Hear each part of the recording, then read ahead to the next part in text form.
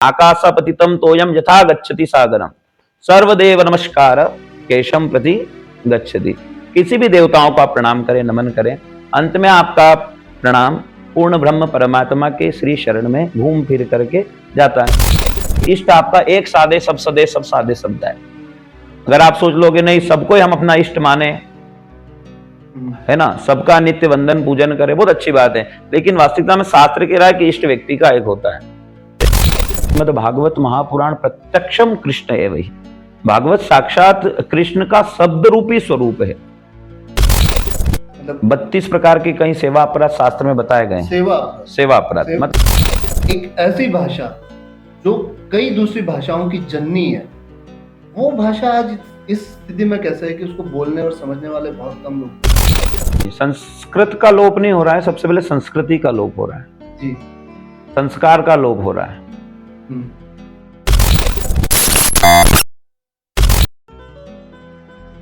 भोलेनाथ को एक ही नशा है, वो है राम के नाम का। और भी नशा भगवान को नहीं, भगवान को राम के नाम का नशा है।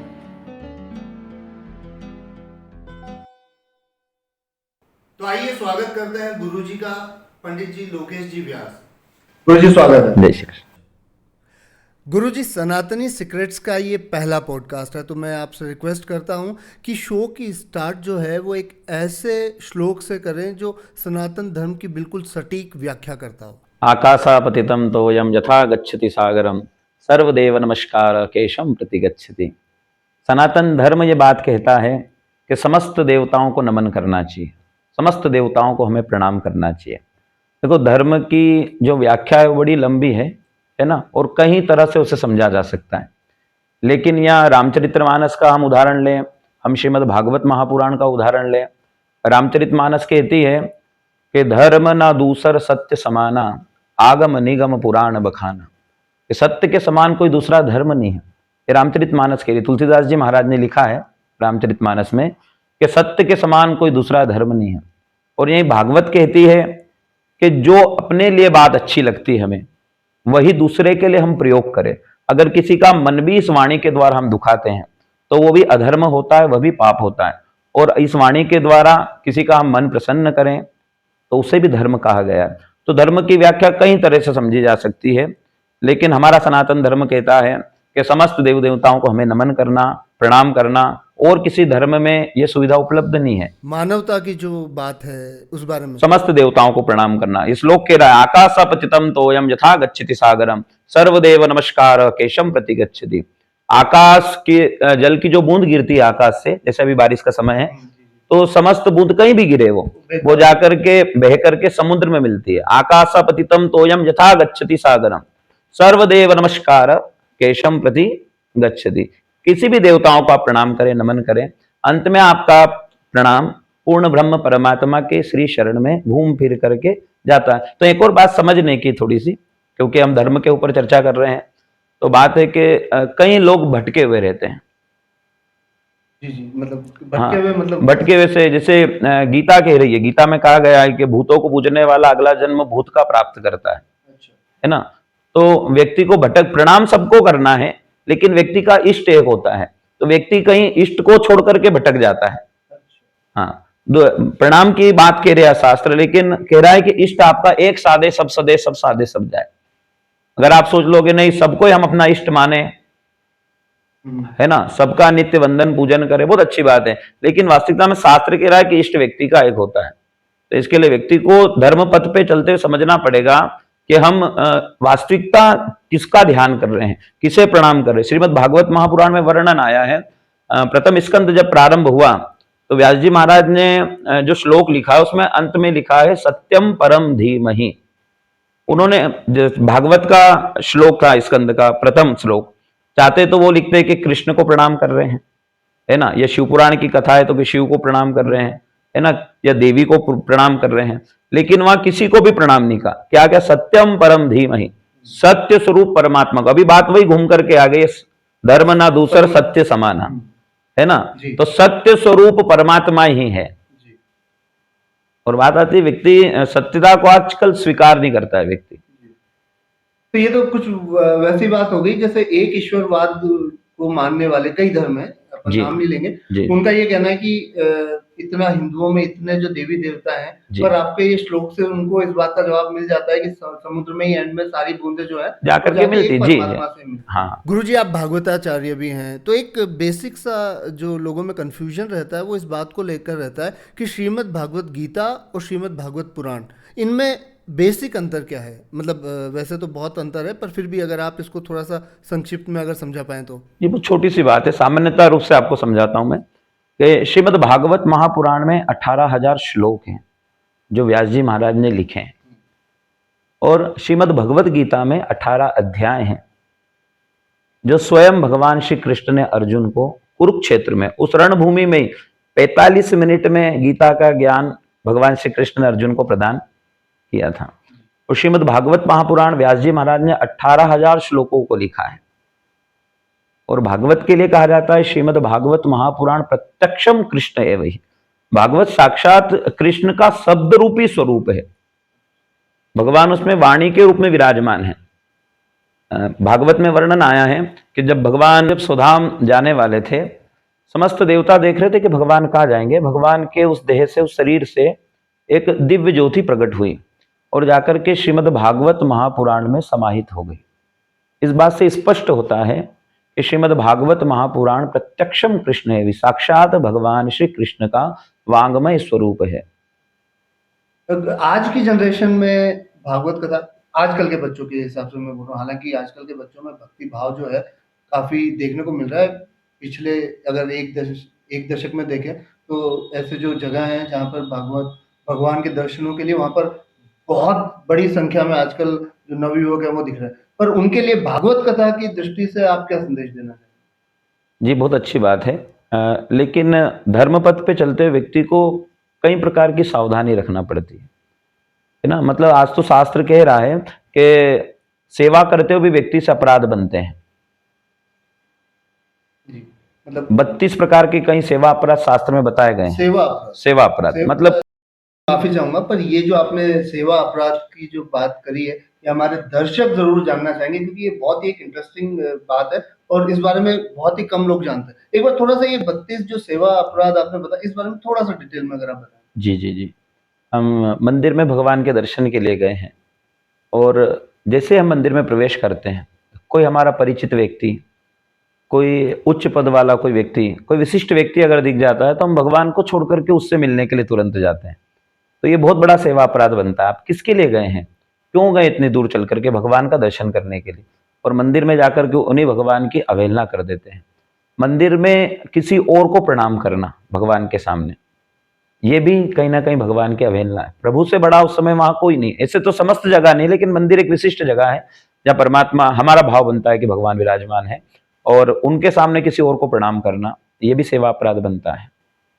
तो ये एक मतलब अपन अगर अपनी दृष्टि से देखें, जो आदमी सेवा कर रहा है, जो आस्था रख रहा है भगवान में, उसकी दृष्टि से देखें तो ये बात काफी हद तक बिल्कुल सटीक है कि वो खुद ही गलती कर रहा है, क्योंकि एक तरह से ये तो कुछ ऐसा ही हो गया कि जिसकी मतलब एक मेहमान को छोड़ के दूसरे को ज्यादा तवज्जो दे रहा है। पर एट द सेम टाइम गुरुजी, ऐसा भी कहा गया है कण कण में भगवान है, तो जो अगर आ रहा है वहां पर वास तो भगवान का उसमें भी है, तो क्या भगवान के अंदर भी इस तरह का भाव आ सकता है? ये एक इन जनरल क्वेश्चन है। जी, जी, बहुत सत्य बात कही आपने, बहुत अच्छी बात है।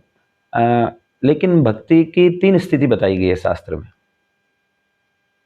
जो निम्न श्रेणी का भक्त होता है भगवान का, बहुत अच्छी बात कही। अब हम इसको समझेंगे बात को। वो केवल मंदिर में ही भगवान के दर्शन करता है, निम्न श्रेणी का, है ना। एक होता है मध्यम श्रेणी का भक्त, जो मंदिर में तो भगवान के दर्शन करता है लेकिन महापुरुषों में भी परमात्मा के दर्शन करता है। और एक होता है उच्च श्रेणी का भक्त भगवान का, जो भक्त हर जीव में परमात्मा के दर्शन करता है। रामचरितमानस कहती है कि सिया राम मोहि सब जग जानी, करहु प्रणाम जोरी जुग पानी।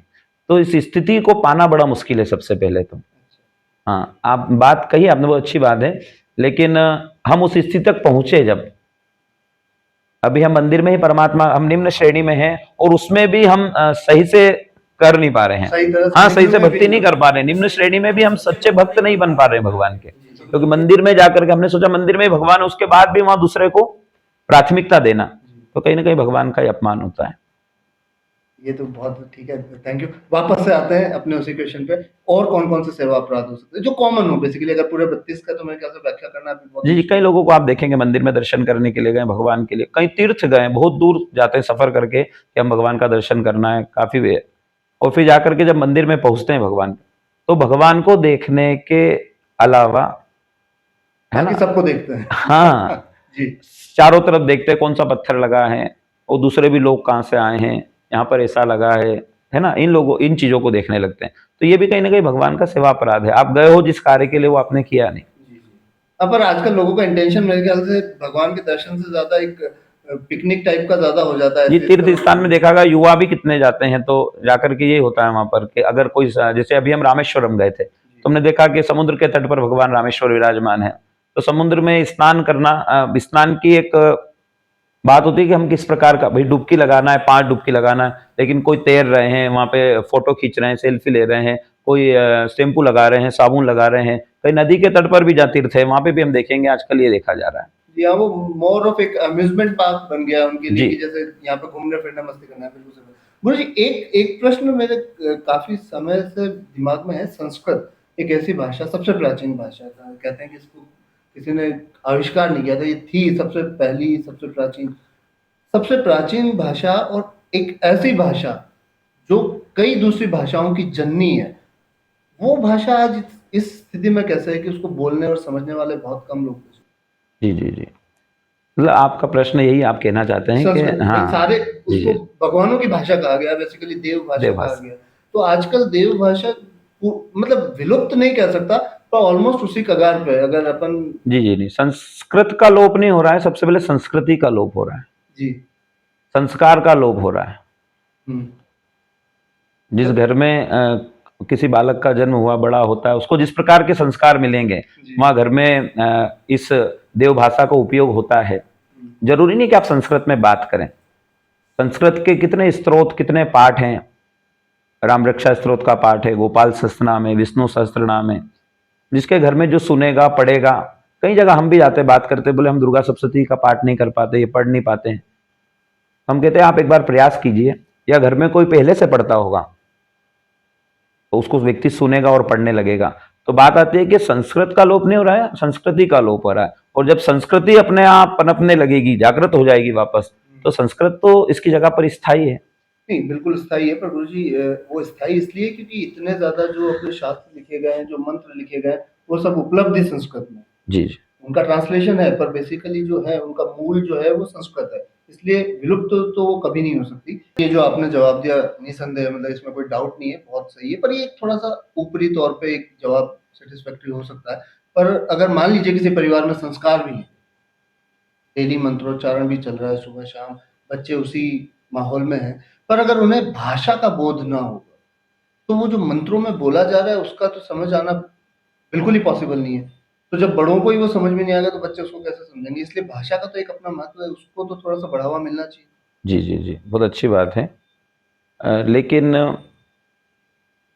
बात है यहाँ पर कि संस्कृत बोलने के लिए सर्वप्रथम प्रारंभिक जो शिक्षा होती है बच्चे की, बालक की, उसी समय से अगर उसे थोड़ा सा ज्ञान दिया जाए तो धीरे धीरे बोलने लगेगा, पढ़ने लगेगा, और फिर घर में अगर श्लोक सुनता भी है तो सुनने के बाद भी व्यक्ति बोलने लगता है। ऐसा कहा जाता है ना, जैसे बेस अच्छा हो या नींव अच्छी हो, जी है ना, कितनी ही बड़ी मंजिल आप खड़ी कर सकते हैं, जी है ना। जब संस्कृत बेस होगा आपका, प्रारंभिक शिक्षा में होगी, फिर कितनी भाषा आप सीखे, बोले, कोई परेशानी नहीं।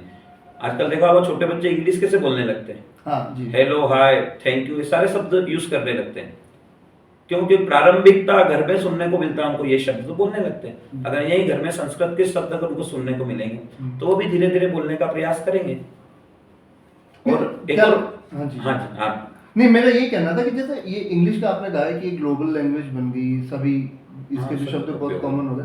संस्कृत क्या मतलब, तो आपको लगता है कि जो उसको लोग नीरस मानने लगे, लोग मानने लगे, मैं भाषा को नीरस नहीं बोल रहा, क्योंकि बड़े बड़े महाकाव्य लिखे गए हैं, तो पर लोग उसको नीरस मानने लगे, ऐसा कुछ है? नहीं नहीं, ऐसा नहीं है। हम उन लोगों से मिलते ही नहीं है। जो कई ऐसे विद्वान हैं, कहीं आजकल जैसे जो बच्चे हैं सांगोपांग विद्यालय में बैठ करके संस्कृत का अध्ययन करते हैं, संस्कृत बोलते हैं बच्चे, और संस्कृत में शास्त्रार्थ भी करते हैं। अच्छा जी। हाँ, तो वो पढ़ रहे हैं, सीख रहे हैं, प्रारंभिक शिक्षा उनको ये मिली है। तो मैं कहीं ना कहीं गलत इसका अभाव समाज में देखने को मिल रहा है हमको। जी। तो दूसरी मैं बात, व्यक्ति सब भाषा सीखने के बाद में कई उम्र भी हो गई है उसके बाद कि अब मैं संस्कृत बोलूं, तो वो थोड़ा सा असंभव होता है। क्योंकि यहाँ आपने सुना हो कई पोस्टर लगे होते हैं हाँ जी कि 10वीं फेल सीधे 12वीं में सीधे 12वीं एडमिशन ले, जी। तो क्या संभव है? ऐसा हो सकता है? बिल्कुल सही ऐसा नहीं हो सकता। तो इसके लिए प्रारंभिक शिक्षा संस्कृत की होना बहुत जरूरी है। मैं अगर गलत नहीं हूँ तो आपने भी बिल्कुल ही बाल्यकाल से ही जी आपने डिसाइड कर लिया था कि आपको संस्कृत में ही पढ़ना है। आपने शायद सारे जी। जो भी आपका कोर्स जी। था वो संस्कृत में ही किया। जी। तो आजकल आपको लगता है ऐसी गवर्नमेंट को ऐसी फैसिलिटीज ज़्यादा देनी चाहिए, क्योंकि संस्कृत को बढ़ावा देना मतलब एक तरह से लोग जो हैं वो ये मानने लगते हैं कि हिंदुत्व को बढ़ावा दे रहा है। वैसे ही मोदी सरकार के बाद से ये हो हल्ला बहुत हो रहा है। तो आपको लगता है कि संस्कृत को बढ़ावा देने के पीछे भी लोग यही समझने लगते हैं कि एक पर्टिकुलर धर्म को लेकर निष्पक्षता नहीं रखी जा रही है, ऐसा आपको मानना है?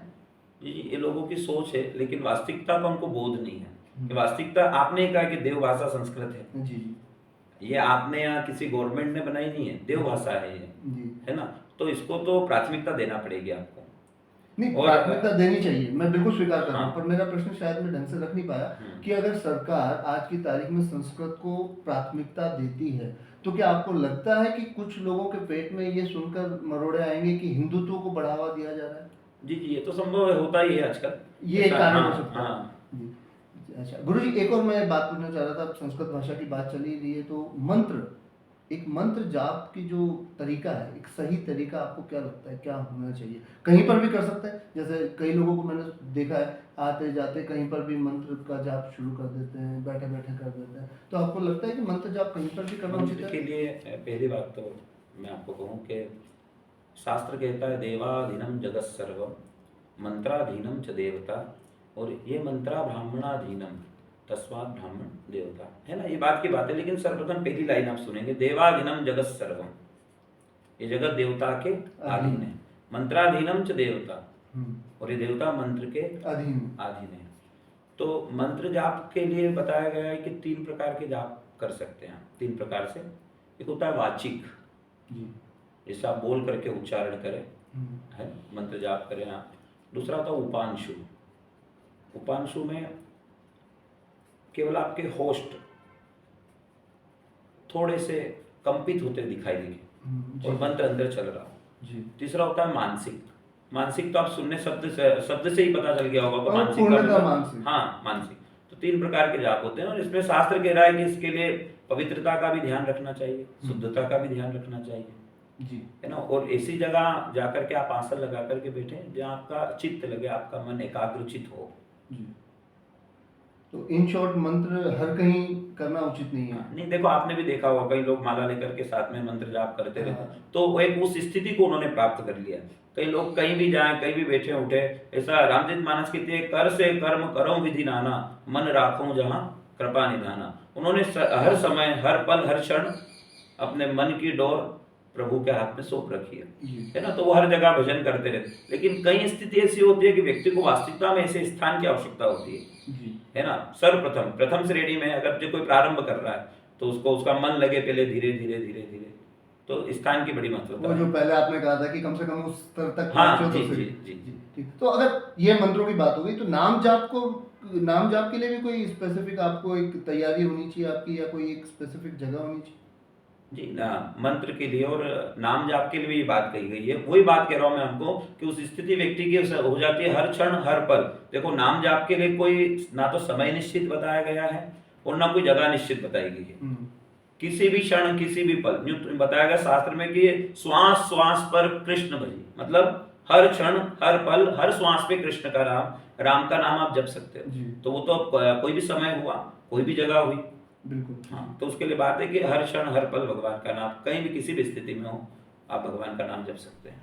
गुरुजी, जो इतनी हमारी इस बारे में बात हुई है मंत्र जाप और नाम जाप को लेकर, अंत में संक्षिप्त में आप दर्शकों को क्या बताना चाहेंगे कि जो मंत्र जाप करते हैं या नाम जाप करते हैं या दोनों में से कोई भी एक जाप करते हैं, उनको किन नियमों को मानना चाहिए और उनको फॉलो करना चाहिए? तो एक बात और मैं आपको बताना चाहूँगा, एक होता है सकाम और एक होता है निष्काम। क्या होता है? सकाम और निष्काम। कोई भाव हमारा होता है जिसमें सकाम होता है वो, कि हमारा कोई कार्य है, जिसे आपने सुना हो कोई राहु की महादशा चल रही है, किसी केतु की महादशा चल रही है, ब्राह्मण से अनुष्ठान करा रहे हो, खुद भी जाप कर रहे हैं, तो किस निमित्त कर रहे हो कि उनका संकल्प है कि ये ग्रह हमारे प्रतिकूल है तो हमारे अनुकूल हो जाए, है ना। तो इसके लिए व्यवस्था बताई गई है कि व्यक्ति को कितने नियम अपनाना चाहिए, है ना, जब तक अनुष्ठान चल रहा हो तो किस प्रकार के नियम उसे करना चाहिए। और लेकिन मंत्र जाप की जहाँ तक बात आती है, नाम जाप की बात आती है, तो वो तो किसी भी स्थिति में आप भगवान का नाम जप सकते हैं, केवल मंत्र जाप के हाँ, लिए क्योंकि वो निष्काम है। अच्छा। हम भगवान से कोई कामना नहीं कर रहे हैं, जी। केवल भगवान का नाम हमें भजना। गुरुजी, अभी हमारी बात हुई कर्मकांड की, अनुष्ठान के बारे में आपने बताया, तो मैं ये जानना चाहता हूँ कि इन सब बातों से एक प्रश्न उठता है, वो है मूर्ति पूजा। तो गुरुजी, अगर मैं गलत नहीं हूँ तो वैदिक काल से पहले मूर्ति पूजा का उल्लेख नहीं मिलता है, तो आप थोड़ा सा इस पर कुछ बताएंगे कि आखिर सनातन में मूर्ति पूजा को इतना महत्व क्यों दिया गया और आखिर इसकी इम्पोर्टेंस क्यों है इतनी? तो बताना चाहूँगा कि सतयुग, त्रेता, द्वापर और कलयुग, ये चारों युग आपने सुना है, शास्त्र में लिखा गया है कि कितनी बार आते हैं, कितनी बार जाते हैं। और हर त्रेता युग में राम जी अवतार लेते हैं। अब हर त्रेता युग में राम जी अवतार लेते हैं तो राजा दशरथ जी रंगनाथ जी का पूजन करने के लिए जाते थे, जो उनके इष्ट देव है रंगनाथ भगवान। तो वहाँ रंगनाथ भगवान का स्वरूप था, तो उनका राजा दशरथ जी पूजन करते थे। और आपने रामचरितमानस में श्रवण किया होगा कि राम जी जब लंका पे चढ़ाई करने के लिए जा रहे थे, उससे पहले जब समुद्र तट पर पहुंचे थे, तो स्वयं प्रभु ने अपने हाथों से शिवलिंग की स्थापना की थी। रामेश्वर महादेव की भगवान राम जी ने स्थापना उसी स्वरूप में। बिल्कुल। तो क्या ये आज से है? नहीं, आज से अनादिकाल से। और त्रेता युग भी बताया था ना कि आज केवल एक बार ही नहीं आया, कितनी बार आकर के गया जी। तो ये शास्त्र सम्मत बात है। बाकी आपकी हमारी समझ से या समाज में जो भी हमको सुनने को मिलता है वो अलग बात है, लेकिन शास्त्र कह रहा है स्वयं राम जी ने लिंग के रूप में भगवान शिव का पूजन किया। मूर्ति पूजा की बात तो ठीक है गुरुजी, पर क्या प्राण प्रतिष्ठा का उल्लेख भी कहीं सनातन में मिलता है, प्रॉपर उल्लेख? बात वही आगे अभी मैंने आपको कहा था कि देवाधीनम जगत सर्व मंत्राधीनम च देवता। देवता मंत्र के अधीन होते हैं और ब्राह्मण मंत्रों के द्वारा एक सकारात्मक ऊर्जा, सामान्यतः बात कह रहा हूं मैं, हाँ, यही भावना, एक सकारात्मक ऊर्जा को उस स्वरूप में प्रवेश कराते हैं, ऐसा भाव होता है मंत्रों के द्वारा। क्योंकि शास्त्र कह रहा है कि भगवान मंत्र के अधीन है, देवता मंत्र के अधीन है, तो कोई भी भगवान की मूर्ति है, स्वरूप है, उसमें मंत्रों के द्वारा उस ऊर्जा का संचार करना जी, जिससे जो भी वहां दर्शनार्थी आए, जो भी प्रार्थना करे, सकारात्मकता को वहां ग्रहण करे। अच्छा, मतलब अगर इन शॉर्ट में कहूँ तो आपका ये कहना है कि प्राण प्रतिष्ठा एक तरह से एक केवल एक पॉजिटिव एनर्जी क्रिएट करने का एक तरीका है। हाँ हाँ, सामान्यतः बात कर रहे हैं हम, सामान्य। और अगर थोड़ा सा सामान्य से हटके बात करें तो नहीं, तो साक्षात ऐसा शास्त्र कहता है कि भगवान के 15 संस्कार विद्वत जन ब्राह्मण लोग जब प्राण प्रतिष्ठा कराते हैं तो 15 संस्कार करवाते हैं। अच्छा, है ना। मनुष्य के आपके हमारे 16 संस्कार होते हैं और भगवान के 15 संस्कार होते हैं। कौन सा एक संस्कार कम होता है? क्या मतलब आपस में मिलते जुलते? मृत्यु संस्कार। मृत्यु संस्कार मनुष्य का होता है। मनुष्य का। जी जी। पर फिर भी प्राण प्रतिष्ठा को आप कितना, मतलब मैं ये कोई प्रश्न नहीं उठा रहा हूँ, मैं सनातन जी, मैं सनातनी हूँ और वैदिक पद्धति से जुड़ा हुआ हूँ। हाँ। तो मैं तो यही बात कहूँगा, क्योंकि मेरा ये सुनने में आया था कि शास्त्रों में काफी उल्लेख नहीं मिलता प्राण प्रतिष्ठा का, बहुत ज्यादा उल्लेख नहीं मिलता, मंत्रों की भी कमी है। हाँ, दशरथ जी जाते थे पूजा करने, रंगनाथ तो प्रतिष्ठा होगी तो पूजन करते थे। मूर्ति पूजा, अगर मैं गलत नहीं गुरुजी, मूर्ति पूजा की शुरुआत हुई एक ध्यान, एक माध्यम बनाने के लिए। अगर आप किसी बड़े समुद्र से जुड़ना चाह रहे हैं तो आपको नदी का सहारा तो चाहिए, तो बेसिकली एक माध्यम बनाने के लिए कि आदमी अपना ध्यान केंद्रित कर सके। जो आपने बोला कि निम्न स्तर के जो भक्त होते हैं, तो वो एक माध्यम, तो मूर्ति पूजा का तो माध्यम माना गया है। जैसे एकलव्य ने भी बनाई थी द्रोणाचार्य की मूर्ति, उसको विश्वास हो गया था कि वो मुझे देख रहा है, तो ये विश्वास की बात हो गई। जब प्राण प्रतिष्ठा की बात करते हैं, पूरा एक कर्म कांड होता है, पूरा अनुष्ठान का आयोजन होता है, वहाँ पर केवल भाव की बात नहीं हो जाती, वहाँ पर कई लोगों के लिए वो हो जाता है कि हाँ रियलिटी में ऐसा हो रहा है। मैं उस विषय पे आपसे पूछना चाह रहा हूँ कि शास्त्रों में उसका कहाँ उल्लेख मिलता है? जी, जैसे ऋग्वेद में समर्थन किया है मूर्ति पूजा का, समर्थन किया। हाँ, मूर्ति पूजा का कि सबसे बड़ा ग्रंथ, सबसे बड़ा वेद ऋग्वेद, उसमें समर्थन मिला है। बाकी संतों के मुख से और कई भी महापुरुषों के मुख से जो हमने सुना है वही है कि व्यक्ति, जो आपने भी कहा कि व्यक्ति का मन लगे जी, भाई वो प्रथम स्तर को तो प्राप्त करें, हाँ जी जी बिल्कुल। है ना। भाई पहली क्लास में बच्चा नहीं बैठेगा, सीधे 12वीं में कैसे पढ़ने हाँ, जाएगा। वो उनके तो लिए उसके किंडरगार्टन हाँ, है, हाँ, केजी एलकेजी खोल रखी जी है जी, वो कि तो ऐसे ऐसे महापुरुष हुए हैं जी। जो फिर सर्वत्र जगह परमात्मा का दर्शन, हर जगह भगवान का दर्शन करने लगते हैं, हर जीव में भगवान का दर्शन कर लेते हैं। जी एकनाथ जी महाराज गंगोत्री से जल भर करके कावड़ लेकर के हम्म, रामेश्वरम में आ रहे थे, जी और काफी लंबा रास्ता है, कई महीने बीत गए उनको पैदल आते हुए कावड़ लेकर के। और जैसे ही रामेश्वरम तीर्थ में उन्होंने प्रवेश किया, शिखर दर्शन हो रहे थे उस समय भगवान के, उस समय उन्होंने देखा कि एक गधा तड़प रहा है, प्यास से व्याकुल हो रहा है, उसके प्राण कंठ में है। उन्हें लगा मुझे ये जल इस गधे को पिला देना चाहिए। उन्होंने तुरंत वह जल उस गधे को पिलाया, भगवान भोलेनाथ से प्रार्थना करी, प्रभु अगर मेरी भक्ति सत्य है तो आप इस जल को स्वीकार करना। उसी जगह भगवान भोलेनाथ प्रकट हो गए, जैसे ही जल पिया गधे ने, और महाराज भगवान भोलेनाथ का वही प्रागट्य हुआ। तो इस तरह की स्थिति को प्राप्त करना, तो उसके लिए फिर मंदिर की आवश्यकता नहीं हाँ, रहती, वो पर तो वो समस्त द्वार परमात्मा का दर्शन पर करना। वो स्तर तक पहुंचना अपने आप में हाँ, बहुत बड़ी तो बात इसी के लिए वैदिक पद्धति में प्राण प्रतिष्ठा, मंदिर निर्माण, भगवान को जो विराजमान किया गया जी। है, सभी लोग दर्शन के लिए जाते हैं, तो एक भाव व्यक्ति का बनता है। गुरुजी आप मतलब वैसे तो आपके ज्ञान का मतलब कोई छोर नहीं है, पर फिर भी अपन आपके ज्योतिष, जो आप ज्योतिषी का भी आप ज्ञान रखते हैं, ज्योतिष का भी विद्या का भी ज्ञान रखते हैं, उस पर अपन आए। उससे पहले एक आखिरी प्रश्न भक्ति और भाव से लेकर ही, वो ये कि आजकल के बच्चे जो भगवान शिव को लेकर जो भावनाएं आ रही हैं, उनको अलग अलग, मैं कहना उचित नहीं लग रहा, पर फिर भी भांग और गांजे और इन सब से जोड़कर भगवान शिव को देख रहे हैं, बोल बम, इस बारे में आप क्या कहना चाहेंगे? जो एक इमेज बनाई जा रही है भगवान की, शिव की, इस पे आप क्या कहना चाहेंगे? एक अपने भाव भी, और एक उन लोगों को भी जो इस तरह का एक माहौल बनाने की कोशिश कर रहे हैं, मार दम बोल बम। जी जी, मेरा आपसे प्रश्न है छोटा सा। हाँ जी। नशा करने वाला व्यक्ति क्या एक दिन भी बिना नशे के रह सकता है? जिसने प्रारंभ कर दिया नशा करना, उसके लिए तड़पता है, व्याकुल होता है। व्याकुल होता है जी, बिल्कुल सही। भगवान भोलेनाथ 87,000 वर्ष तक तपस्या में बैठते हैं जी अच्छा। और भगवान भोलेनाथ को एक ही नशा है, वो है राम के नाम का। जी और कोई नशा भगवान को नहीं, भगवान को राम के नाम का नशा है। जो भी दिखाया जा रहा, फोटो में हमने भी देखा, आप भी देखते हैं, कहीं भगवान का स्वरूप ऐसा बनाया गया है गांजा पीते हुए या चिलम। हाँ, तो ये सब गलत है।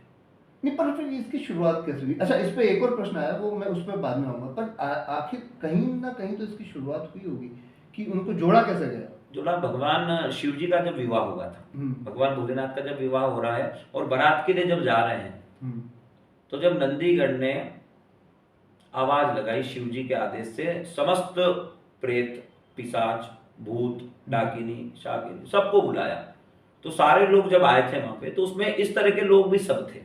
अच्छा जी। हाँ, तो वही संगत का असर मान लिया गया, तो वो इमेज हाँ, तभी से बनी हुई। जी। तो दर्शकों, मैं आपको भी कहना चाह रहा हूँ कि संगति का बहुत बड़ा फर्क पड़ता है। अगर भगवान शिव स्वयं महाकाल अगर इससे नहीं बच पाए, तो आप और मैं तो मतलब कोई चीज ही नहीं है। खैर गुरुजी, यहाँ पर आपने कहा कि शिव जी को अगर किसी चीज का नशा है, ये प्रश्न थोड़ा सा आपको बिल्कुल बचकाना लग सकता है, पर बच्चा बनकर ही आपसे कुछ प्राप्त किया जा सकता है, इसलिए मैं प्रश्न पूछने में थोड़ा भी हिचक नहीं रहा हूँ। आपने कहा भगवान शिव को अगर कोई नशा है तो राम नाम का है। राम और शिव जी, क्योंकि तीन देव जो अपने भगवान माने गए हैं, उनमें ब्रह्मा विष्णु महेश, और उनमें से भी विष्णु के अवतार हैं राम। तो राम जी तो काफी बाद में आए।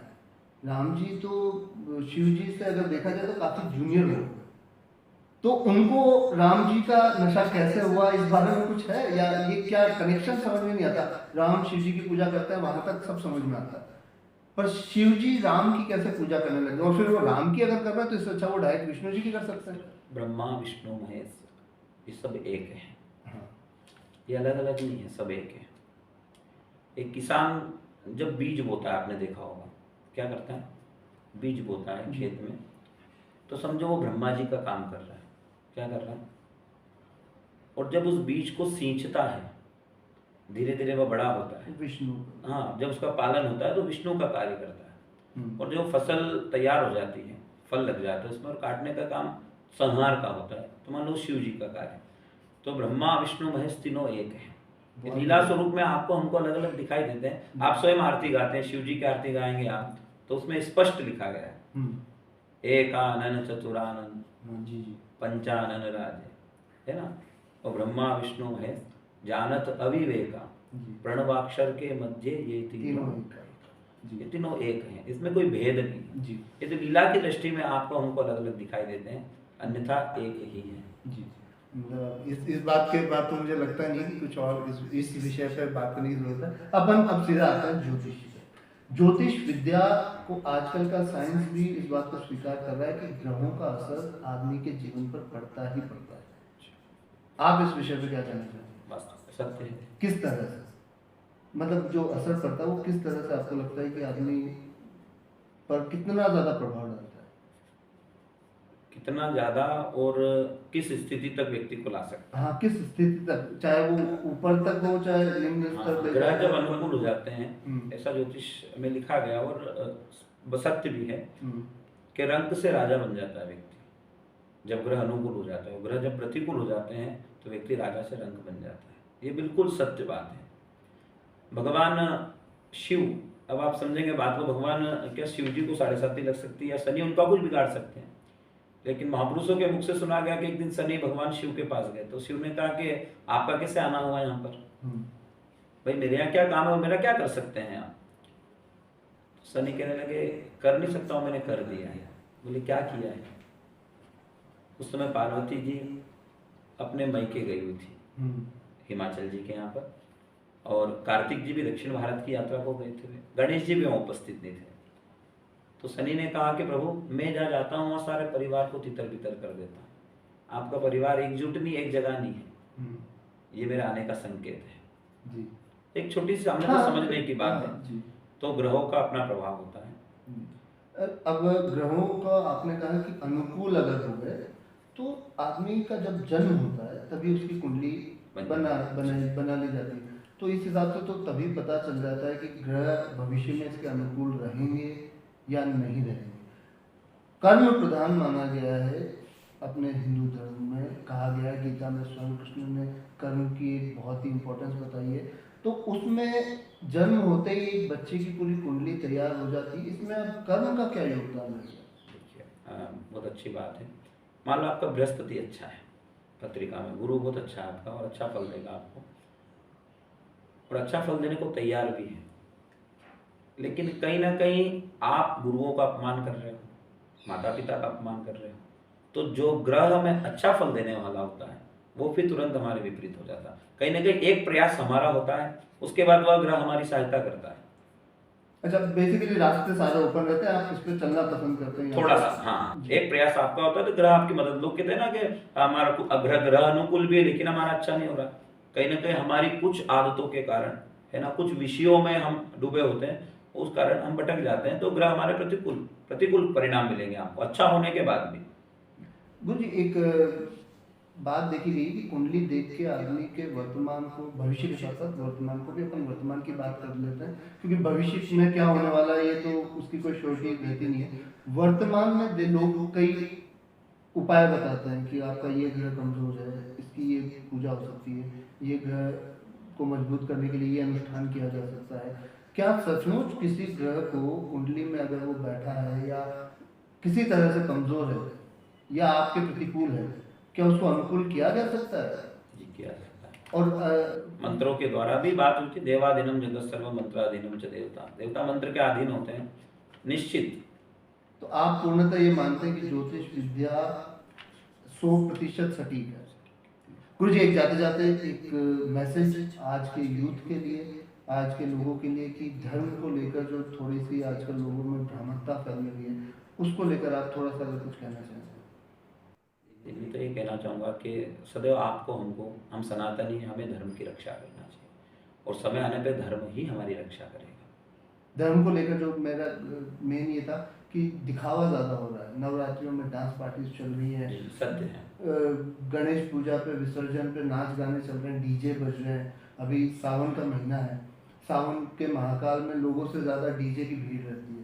इसको ये जो दिखावा है और लोग इसमें ज़्यादा फंसे, इसके लिए आप क्या कहना चाहेंगे? क्या उचित है? नहीं, क्योंकि जो करते हैं उनका ये कहना है कि हम तो प्रचार कर रहे हैं धर्म का।